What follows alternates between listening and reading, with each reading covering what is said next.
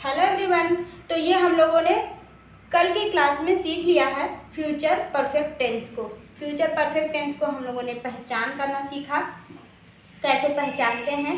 Sentence Hindi sentence आएगा तो हम कैसे पहचानेंगे कि ये फ्यूचर परफेक्ट टेंस का सेंटेंस है, इसको हम लोग ने सीखा। और फिर हम लोग देखें कि इसका मेथड क्या होता है, सूत्र क्या होता है, कैसे कैसे बनते हैं सेंटेंस को। पहले सब्जेक्ट आता है, फिर हेल्पिंग वर्ब कौन सी आती है, शैल और विल आती है, उसके बाद हैव आता है, थर्ड फॉर्म आती है वर्ब की, उसके बाद अदर वर्ब आता है।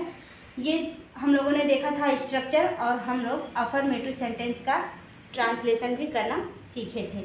तो ये ओवरऑल हम लोग कल की क्लास में सीख चुके हैं। आज हम लोग को सीखना है निगेटिव सेंटेंस। आज हम लोग निगेटिव सेंटेंस पहले इसका बनाना सीखेंगे, फिर हम लोग सीखेंगे इंट्रोगेटिव का, फिर हम लोग इंट्रोगेटिव सेंटेंस बनाना सीखेंगे। तो चलिए हम लोग इसको, इन सारे सेंटेंसेस को पहले हम निगेटिव बनाते हैं, उसके बाद इंट्रोगेटिव बनाना सीखते हैं। तो देखिए, जब हमें इसका निगेटिव बनाना होगा तो सेंटेंस क्या हो जाएगा। जैसे सेंटेंस हमारा यहाँ पर अफर्मेटिव है, हम अपना पार्ट दोहरा चुके होंगे, हम अपना पार्ट दोहरा चुके होंगे। तो निगेटिव जब होगा तो वहाँ पर क्या हो जाएगा, हम अपना पार्ट नहीं दोहरा चुके होंगे। तो यहाँ पर हम अपना पार्ट के बाद यहाँ पर नहीं जोड़ देंगे, तो हमारा सेंटेंस क्या बन जाएगा, निगेटिव सेंटेंस बन जाएगा। देखिए यहाँ पर आ जाएगा नहीं, नहीं दोहरा चुके होंगे। इस तरह से हमारा सेंटेंस बन जाएगा। तो जब ये निगेटिव सेंटेंस बन गया तो हमें अब करना क्या होगा, इसका ट्रांसलेशन करने के लिए हमें अब स्ट्रक्चर में भी चेंज करना पड़ेगा। स्ट्रक्चर में क्या होगा, सेम यही स्ट्रक्चर होगा। पहले सब्जेक्ट होगा, फिर शैल और विल होगा, उसके बाद हैव और शैल और विल के बीच में नाट आ जाएगा। यहाँ पर क्या होगा, नाट आ जाएगा। शैल और विल प्लस यहाँ पर हम क्या करेंगे, नाट प्लस हैव कर देंगे। क्या हो जाएगा, नाट, उसके बाद हम हैव लिखेंगे। शैल और विल के बाद क्या होगा, यहाँ पर नाट प्लस हैव प्लस V3 आएगा, उसके बाद क्या आएगा, हमारा अदर वर्ब आ जाएगा। इस तरह से तो स्ट्रक्चर में हमारा ये चेंजिंग हो जाएगा।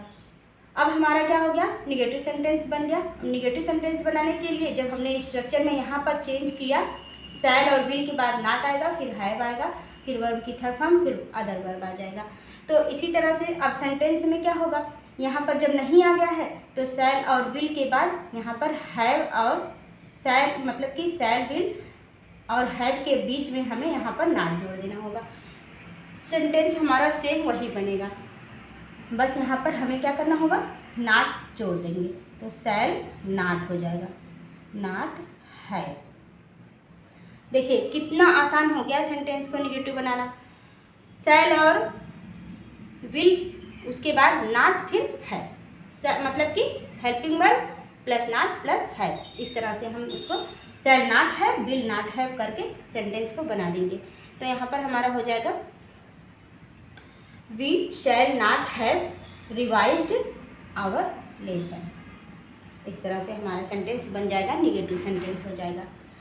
इसी तरह से अगर इसमें हम चेंज करेंगे, इसमें हम जब चेंज करेंगे तो क्या है सेंटेंस हमारा, वह अपना व्यवसाय शुरू कर चुका होगा। तो निगेटिव बनाएंगे तो हो जाएगा, वह अपना व्यवसाय नहीं शुरू कर चुका होगा। यहाँ पर हम क्या जोड़ेंगे, नहीं। तो ये हो जाएगा निगेटिव सेंटेंस हमारा। जब निगेटिव हो जाएगा तो हम यहाँ पर क्या करेंगे, ही विल और हैव, विल और हैव के बीच में यहाँ पर हम नाट लगा देंगे। तो हम यहाँ पर नाट लगा देते हैं, तो हो जाएगा ही विल नॉट हैव। क्या हो जाएगा, he will not have started his business. वह अपना व्यवसाय शुरू नहीं कर चुका होगा। इस तरह से हमारा सेंटेंस बन गया निगेटिव सेंटेंस। उसके बाद देखिए तीसरा हमारा सेंटेंस क्या है, हम अपनी किताब पढ़ चुके होंगे। हम अपनी किताब पढ़ चुके होंगे। अब जब इसका हमें निगेटिव बनाना है तो हम क्या बोलेंगे, हम अपनी किताब नहीं पढ़ चुके होंगे। तो यहाँ पर हो जाएगा हम अपनी किताब नहीं पढ़ चुके होंगे, यहाँ पर हम नहीं जोड़ देंगे। और जब यहाँ पर नहीं जोड़ेंगे तो हमारा सेंटेंस कैसे बनेगा, वी शैल नॉट हैव। यहाँ पर हो जाएगा शैल और हैव के बीच में हम यहाँ पर नॉट लगा देंगे, वी शैल नॉट हैव हो जाएगा। तो इस तरह से निगेटिव सेंटेंस बन गया। अब देखिए आप लोग को ये चीज़ें आनी बहुत ही ज़रूरी हो जाता है, क्योंकि जब भी कोई भी परीक्षा होती है, किसी भी एग्ज़ाम में इस तरह से डायरेक्ट नहीं पूछ लिया जाता है कि आप इसका ट्रांसलेशन करिए। यहाँ पर दे देगा हम अपनी किताब पढ़ चुके होंगे, इसका ट्रांसलेशन करिए, ऐसे नहीं देता है। वहाँ पर क्या करता है, ऐसे ही सेंटेंस यहाँ पर लिख देगा और कहेगा कि change this sentence in negative sentence in interrogative sentence, मतलब कि इसको इंट्रोगेटिव में चेंज करिए, निगेटिव में चेंज करिए। तो जब इंट्रोगेटिव या निगेटिव या किसी भी टेंस में चेंज करने के लिए अगर सिर्फ बोला कि इंट्रोगेटिव में चेंज करिए, तो आप उसी टेंस के इंट्रोगेटिव में चेंज कर देंगे या फिर निगेटिव में चेंज कर देंगे जिसमें वो कहा रहेगा, जिसमें इंडिकेट किया रहेगा। लेकिन अगर जैसे बोल दिया कि इस सेंटेंस को आप पास्ट इंडेफिनिट में कर दीजिए, प्रेजेंट इंडेफिनिट में कर दीजिए, यहाँ पर कोष्ठक में करके ब्रैकेट में लिख देगा कि change the sentence into this sentence, मतलब कि इसमें चेंज करिए, जो इंडिकेट करेगा उसमें आपको चेंज करना होगा। तो ये सारी चीज़ें हमें पता होनी चाहिए कि जब निगेटिव बनाएंगे तो नॉट कहाँ पे जुड़ेगा, इंट्रोगेटिव बनाएंगे तो सेंटेंस में कैसे क्या चेंजिंग होगी। तो डायरेक्ट इस तरह से क्वेश्चन नहीं पूछे जाते हैं, क्वेश्चन पूछे जाते हैं चेंज करने के लिए कहा जाता है। तो हमें हर चीज़ पता होनी चाहिए। तो आई होप आप निगेटिव सेंटेंस बनाना सीख गए होंगे। निगेटिव में बस यही करना क्या है, शैल और विल के बाद नॉट लगा के फिर उसके बाद हम हैव लगाएंगे, मतलब shall not have, will not have, इस तरह से आएगा। और सारी चीज़ें तो आपको हमने इसके पहले वाले वीडियो में बता ही दिया है कि आई और वी के साथ शैल लगाएंगे, यू वी, मतलब कि आई और वी को छोड़ करके सबके साथ हम विल लगाएंगे और आई और वी के साथ शैल लगता है। ये सारी चीज़ें आपको ध्यान देनी है। तो आई होप आपको ये निगेटिव सेंटेंस समझ में आ गया होगा। अब हम लोग इंट्रोगेटिव सेंटेंस बनाना सीखेंगे।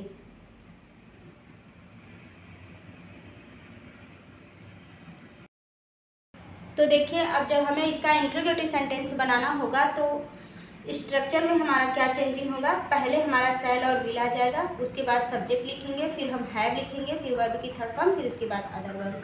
तो इंट्रोगेटिव सेंटेंस का मतलब आप लोग समझ रहे हैं कि इंट्रोगेटिव का मतलब होता है प्रश्नवाचक वाक्य। तो ऐसे वाक्य में जिसमें क्वेश्चन किया जाएगा, प्रश्न पूछा जाएगा, जैसे क्या वह किताब पढ़ चुका होगा, तो इस तरह से सेंटेंस आएगा। हम उसको बनाएंगे कैसे, यहाँ पर देखिए पहले हम क्या है, हमारा सब्जेक्ट है वह, तो वह के अकॉर्डिंग हम क्या लगाएंगे, यहाँ से विल लगाएंगे, क्योंकि देखिए आई और वी के साथ शैल लग रहा है और सबके साथ विल लग रहा है। तो हम यहाँ पर लिखेंगे विल, उसके बाद हम लिखेंगे सब्जेक्ट, उसके बाद वर्ब की थर्ड फॉर्म। तो वर्ब की थर्ड फॉर्म क्या होगी, यहाँ पर पढ़ने का काम हो रहा है तो हो जाएगा read, will he read, will he read. उसके बाद हमें क्या लगाना है, सब्जेक्ट के बाद हमें लगाना था हैव, तो यहाँ पर हैव होगा पहले, तो हो जाएगा विल ही हैव, फिर होगा वर्ब की थर्ड फॉर्म रीड, उसके बाद बचा जो वो हम जोड़ देंगे रीड द बुक।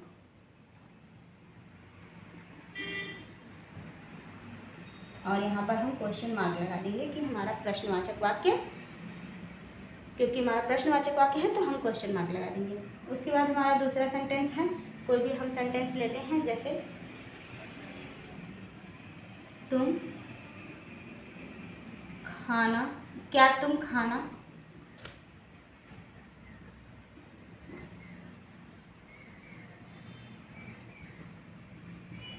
क्या तुम खाना खा चुके होगे।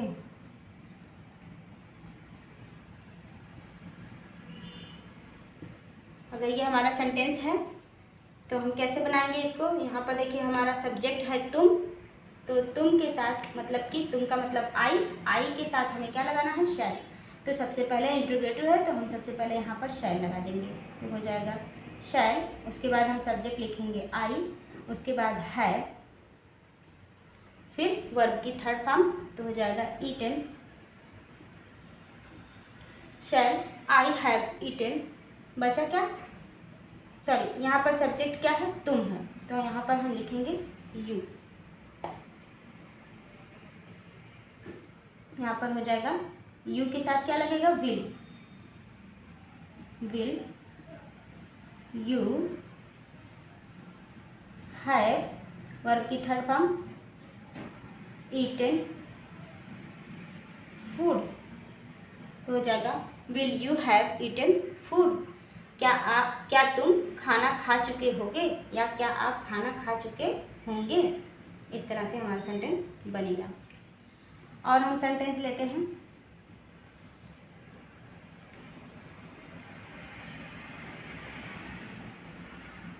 क्या हम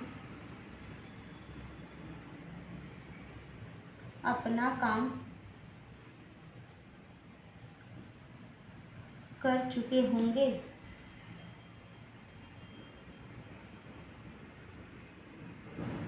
इस तरह से अगर सेंटेंस है तो हम कैसे बनाएंगे, यहाँ पर है हमारा सब्जेक्ट है हमारा वी, तो वी के साथ हमें लगाना है शैल, तो हम लगाएंगे शैल, उसके बाद सब्जेक्ट है वी, उसके बाद have, shall we have done, do का थर्ड फॉर्म होगा done, shall we have done our work. इस तरह से हमारा सेंटेंस इंट्रोगेटिव सेंटेंस बनाया जाता है। अब देखिए अगर यही क्या क्यों कैसे बीच में आ जाता है, अगर यही शब्द क्या शब्द बीच में आ गया, जैसे मान लीजिए हम सेंटेंस लिख कर बताते हैं, जैसे यहाँ पर चौथा सेंटेंस हम मानते हैं यही वाला सेंटेंस अगर हम इस तरह से बनाएं, हम अपना काम क्यों कर चुके होंगे, हम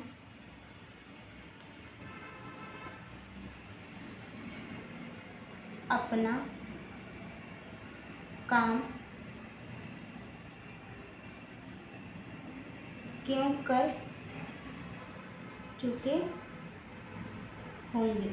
अगर ये हमारा सेंटेंस रहा हम अपना काम क्यों कर चुके होंगे, तो जब क्यों शब्द बीच में आ जाता है तब हम क्या करते हैं, तब हमें इसकी भी इंग्लिश लिखनी पड़ती है, क्योंकि अभी देखिए जब इसके पहले वाला सेंटेंस हम लोगों ने बनाया तो हमने इस क्या की इंग्लिश कहीं नहीं लिखी है, कहीं क्या की इंग्लिश लिखी गई नहीं। सबसे पहले हम हेल्पिंग वर्ब लगा देते हैं, वो क्या का सेंस देने लगता है।